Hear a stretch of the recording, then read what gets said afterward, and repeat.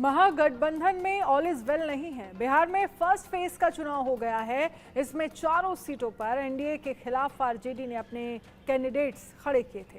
हालांकि इन सीटों पर आरजेडी नेता तेजस्वी यादव अकेले ही चुनाव प्रचार करते दिखाई दिए। यहां कांग्रेस के बड़े नेता राहुल गांधी एक बार भी नहीं आए। इसके विपरीत एनडीए में पीएम नरेंद्र मोदी अपनी पार्टी के अलावा अपने गठबंधन के उम्मीदवारों के लिए भी जनसभा कर रहे हैं। इसी कड़ी में हमारे संवाददाता शक्ति सिंह ने बात की है आरजेडी के प्रवक्ता एजाज अहमद से। सुनिए। बिहार में फर्स्ट फेज का इलेक्शन हो चुका है और इस फर्स्ट फेज में महागठबंधन में एकता दिखी नहीं। आरजेडी के तरफ से सिर्फ तेजस्वी यादव ही इन चारों सीटों पर चुनाव प्रचार करते नजर आए। राहुल गांधी नजर नहीं आए हैं। अब राहुल गांधी बिहार आए हैं जब उनके ही पार्टी के उम्मीदवार भागलपुर से हैं। इसलिए पर बात करने के लिए हमारे साथ हैं आरजेडी के प्रवक्ता एजाज अहमद साहब हैं।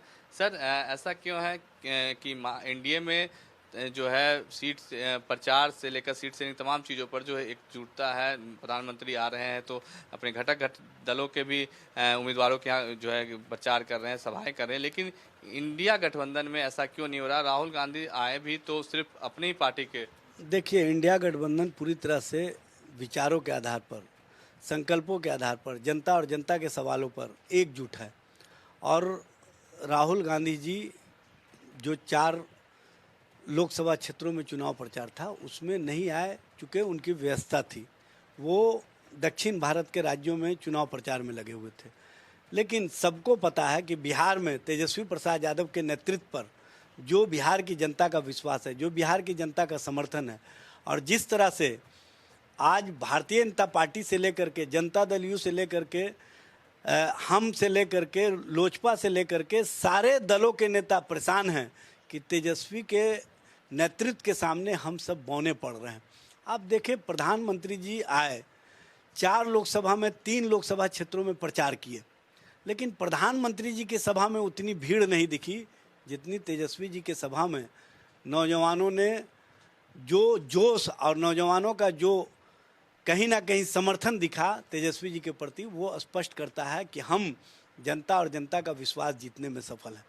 क्या कांग्रेस और आरजेडी में जो है तालमेल सही से ऑल इज वेल कह सकते हैं कि नहीं? सब कुछ स्पष्ट है। यहाँ पर इंडिया गठबंधन पूरी मजबूती के साथ लड़ाई लड़ रही है और पूरा संकल्प है कि किसी भी स्थिति और परिस्थिति में हम उन लोगों को सत्ता में नहीं आने देंगे जो कहीं ना कहीं नौजवानों के रोज़गार को छीनने का काम किए, जो नौजवानों को नफरत की राजनीति की ओर ले जाने का काम किए, जो महिलाओं के साथ अत्याचार यौनाचार की घटनाओं में शामिल रहे और उन लोगों को बचाने का प्रयास किया गया।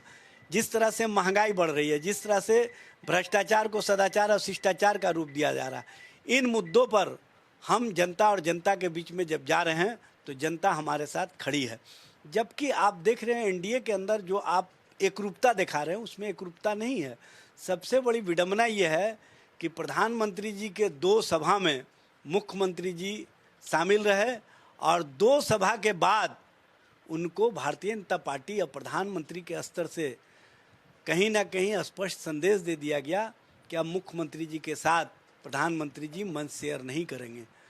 चूँकि प्रधानमंत्री और भारतीय जनता पार्टी अब नीतीश जी के जो सोच है, नीतीश जी का जो साथ है, उसको सिर्फ इस्तेमाल करना चाहती है, उनको मंच पर अब साझेदार बनाना नहीं चाहती है। यह स्पष्ट रूप से दिख रहा है। और जो मंच पर साझेदारी नहीं होगा तो इसी समझ सकते हैं कि उनका उनके प्रति कितना विश्वास है। जबकि हमारा जो भी नेतृत्व है और जो भी नेतृत्व करता है, एक दूसरे के साथ समन्वय है, एक दूसरे के प्रति विश्वास है, एक दूसरे के साथ बेहतर साझेदारी से हम चुनाव प्रचार कर रहे हैं।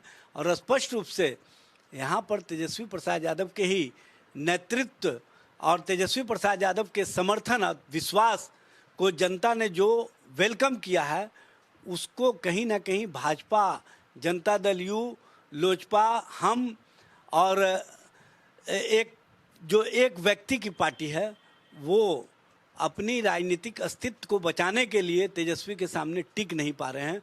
जबकि तेजस्वी जी को जिस तरह से जनता का समर्थन मिल रहा है, विश्वास मिल रहा है, ये स्पष्ट संकेत है कि हम बिहार में परिवर्तन करने जा रहे हैं। ये थे हमारे साथ आरजेडी के प्रवक्ता एजाज अहमद साहब, जिनका कहना था कि इंडिया गठबंधन में जो है तमाम चीज़ें तय है और सभी एकजुट मिल के ही चुनाव में एनडीए को हराएंगे। कैमरा अभिषेक के साथ शक्ति, इंडिया न्यूज़, पटना।